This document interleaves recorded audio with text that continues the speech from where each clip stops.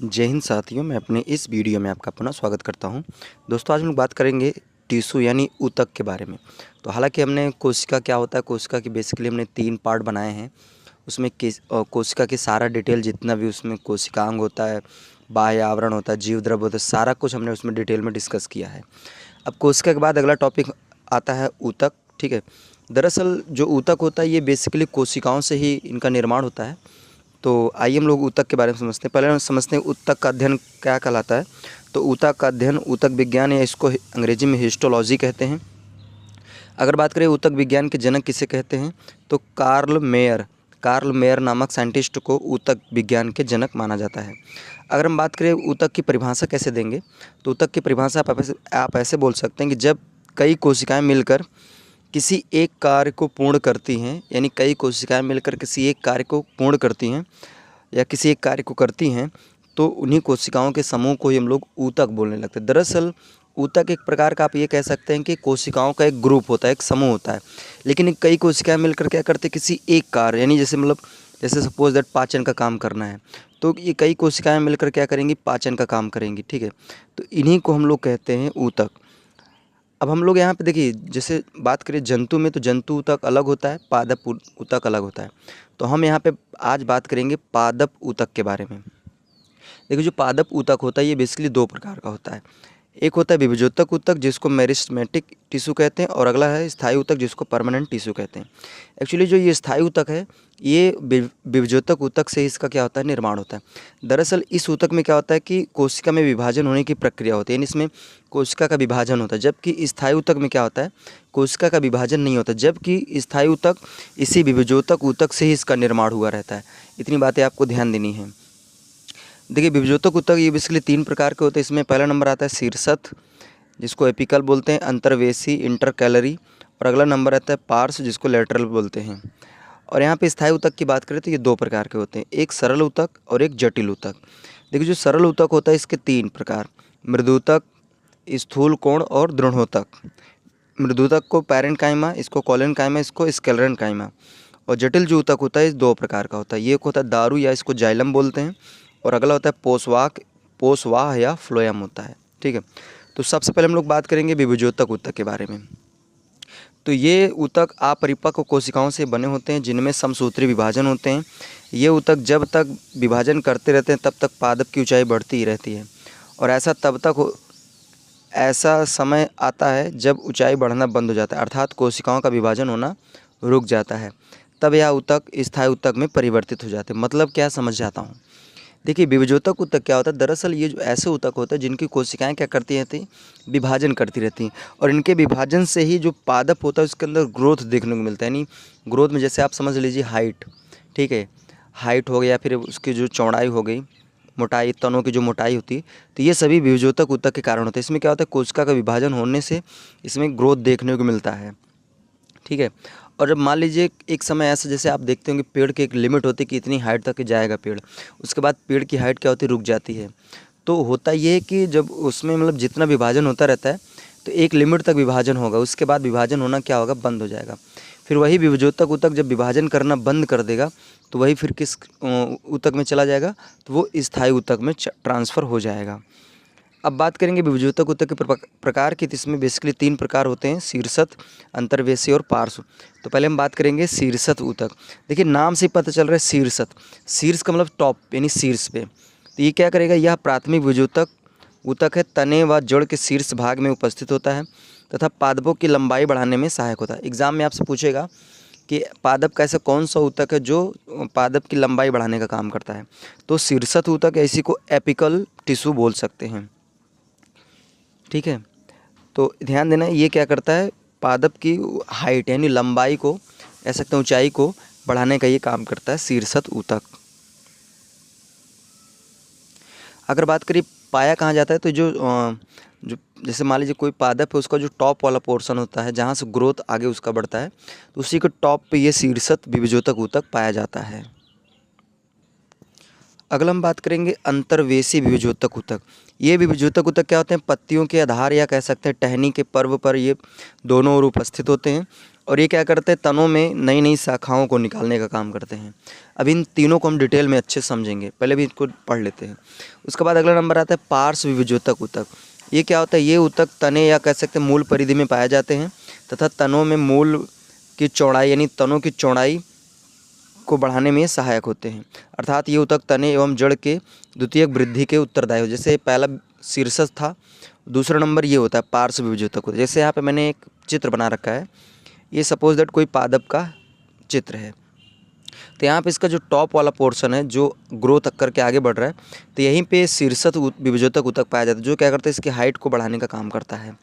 उसके बाद अगला आता है अंतर्वेशी। देखिए अंतर्वेशी ऊतक ये यहाँ पे होते हैं, ये क्या करते हैं कि पादप से नई नई शाखाओं को निकालने का काम करते हैं। जैसे देखिए यहाँ पे ये तना सपोज दैट आगे बढ़ रहा है, इसमें से देखिए नई शाखाएँ निकल रही हैं, तो नई शाखाओं को निकालने का काम अंतर्वेशी विभजोतक ऊतक है। और अगला नंबर आता है पार्श्व विभजोतक ऊतक। ये क्या करते हैं, ये मतलब ये तनों के अंदर स्थित होते हैं, ये तनों की चौड़ाई बढ़ाने का ये क्या करते हैं, काम करते हैं। तो उम्मीद करूँगा यहाँ तक बातें हमारी समझ में आ गई होगी। अब हम बात करेंगे स्थायी ऊतक के बारे में। चलिए शुरू करते हैं, स्थायी ऊतक है क्या। तो ये ऊतक दरअसल विभजोतक ऊतक द्वारा ही बनते हैं, परंतु ये क्या करते हैं, अपनी विभाजन होने की जो क्षमता होती है उसको खो देते हैं। जैसे विभजोतक ऊतक में क्या होता है, उसमें विभाजन करने से ग्रोथ कराते हैं, तो ये क्या करते हैं, विभाजन की क्रिया नहीं करते हैं, जिनके कारण इनका नाम स्थायी ऊतक होता है।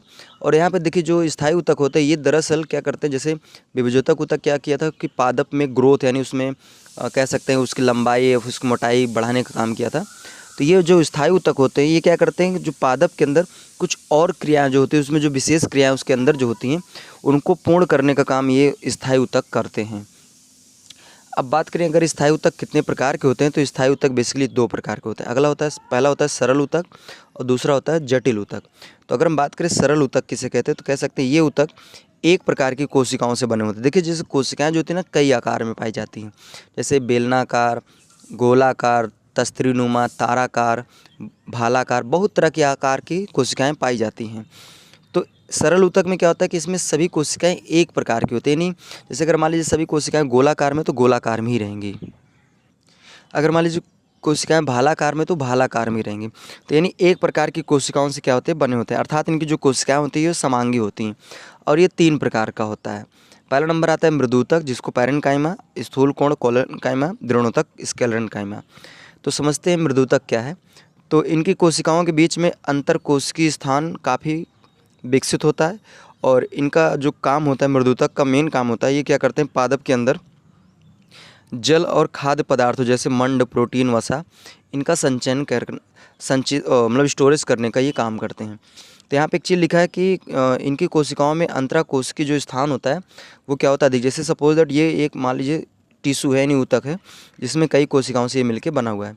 जैसे सपोज दैट ये सारी क्या हैं, कोशिकाएं हैं, तो इनके बीच क्या होता है कि जो स्थान होता है, जैसे दो कोशिकाओं के बीच जो गैप होता है बहुत ज़्यादा मात्रा में देखने को मिलता है। तो एग्जाम में पूछा जाता है कि ऐसे कौन से ऊतक है जिसमें अंतर कोशिकीय स्थान बहुत अधिक होता है, तो वो है मृदूतक, जिसको पैरेन्काइमा बोलते हैं।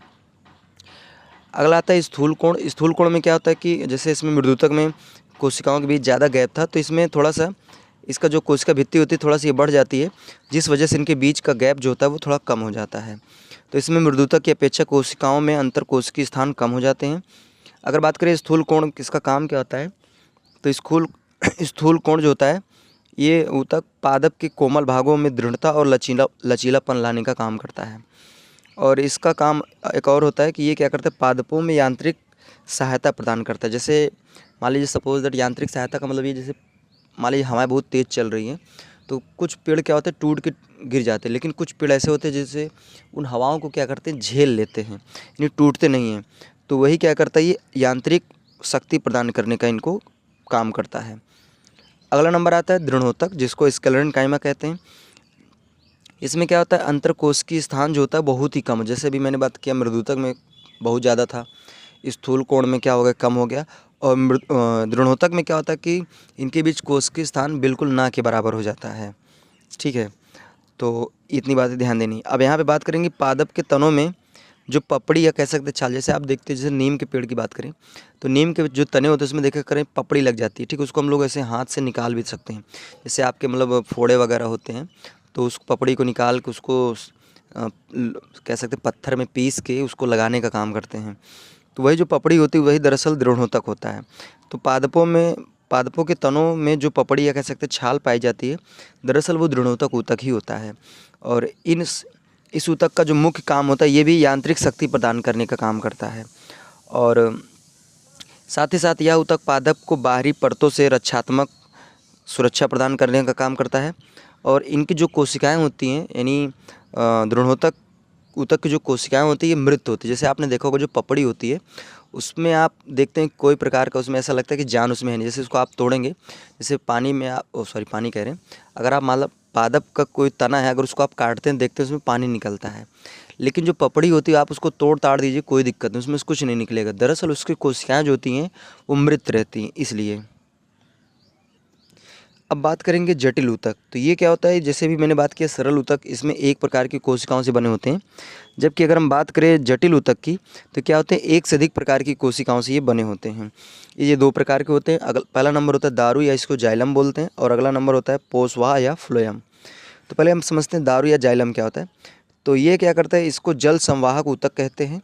इसका प्रमुख कार्य होता है कि मृदा से जल एवं खनिज लवणों को लेकर पादप के विभिन्न भागों तक पहुंचाने का ये काम करता है। जैसे आप समझिए, हम लोग क्या करते हैं, जड़ में जैसे पानी पेड़ में अगर हमें डालना होता है तो हम ऊपर से नहीं डालते हैं, हम पानी कहाँ डालते हैं, जड़ में। दरअसल जड़ में ऐसे ऊतक होते हैं, कह सकते हैं ऐसे पादप के भाग होते हैं जो क्या करते हैं, वहाँ से पानी को अवशोषित करके पादप के संपूर्ण भागों में पहुँचाने का काम करते हैं। जैसे अगर हम पेड़ के ऊपर से अगर पत्तियों पर अगर हम पानी डाल दें तो किसी काम का नहीं होगा। जब हम पानी जड़ में डालते हैं तो जड़ में ऐसे मतलब भाग होते हैं, कह सकते हैं ऐसे ऊतक होते हैं जो क्या करते हैं, उस पानी को एब्जॉर्व करते हैं, यानी सोखते हैं, और उसके बाद पूरे पेड़ में ले जाने का काम करते हैं। तो ऐसा काम जो करते हैं जो ऊतक, उन्हीं ऊतक को दारू या जाइलम के नाम से जानते हैं। तो यहाँ पे ट्रिक आपको ध्यान देना है, जा से जाइलम, जा से जल। तो समझ लीजिए ऐसा ऊतक जो क्या करे, जल को या खनिज लवण को पादप के पूरे संपूर्ण भाग में ले जाने का काम करे तो उसे जाइलम ऊतक कहते हैं। और ये क्या करता है, ये केवल एक ही दिशा में गति करता है, नहीं ये सिर्फ नीचे से पानी लेके ऊपर की ओर ही जाएगा। इतनी बातें आपको ध्यान देनी है। अगला नंबर आता है पोषवाह या फ्लोएम। तो इन ऊतकों का मुख्य काम ये होता है कि पादप यानी पत्तियां जो प्रकाश संश्लेषण की क्रिया से जो भोजन का निर्माण करती हैं, तो ये क्या करते हैं, पादप के संपूर्ण भाग में पहुँचाने का ये लोग काम करते हैं। तो ध्यान देना, फा से फ्लोएम, फा से फूड। तो फूड यानी पत्तियों के द्वारा पेड़ पौधों में जो भोजन बनेगा तो उस संपूर्ण भोजन को संपूर्ण भाग तक, पेड़ पौधों के संपूर्ण भाग तक पहुंचाने का काम जो करते हैं उन ऊतकों को हम लोग फ्लोएम बोलते हैं। और ये क्या करते हैं कि दोनों यानी ऊपर नीचे, जैसे सपोज दैट आपको एग्जांपल में समझाऊं, जैसे मान लीजिए, जैसे सपोज दैट यहाँ पे मैंने मान लो एक पेड़ का चित्र बना दिया है, तो कुछ पत्तियाँ ऊपर हैं, कुछ यहाँ नीचे हैं। तो देखिए जितनी भी पत्तियाँ होंगी सभी भोजन का निर्माण करेंगी, ठीक है।